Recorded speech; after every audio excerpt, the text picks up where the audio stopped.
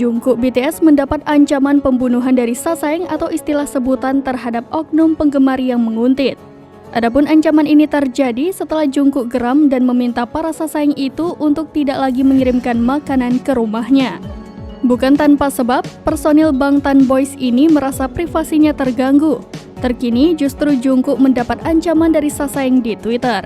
Ia juga sempat bikin Instagram story terkait ancaman pembunuhan untuk Jungkook di salah satu akun Instagram yang ia buat. Sasaeng tersebut berujar bahwa dirinya mengetahui pasti rumah Jungkook. Ancaman ini langsung menuai reaksi dari penggemar BTS yaitu ARMY, baik di Indonesia maupun di internasional. Salah satu ARMY melacak bahwa IP Sasaeng yang melakukan ancaman pembunuhan itu berada di Jakarta, Indonesia. Banyak ARMY yang meminta Sasaeng itu segera ditangkap. Namun di sisi lain banyak juga yang beranggap bahwa fakta tersebut tidaklah benar. Sebab jika ia menggunakan VPN, lokasinya bisa saja berubah. Terlebih Sasaeng itu mengaku mengetahui dan lokasinya dekat dengan keberadaan Jungkook saat ini. Maka dari itu, para ARMY di media sosial meminta agensi untuk memberikan perlindungan lebih ke Jungkook.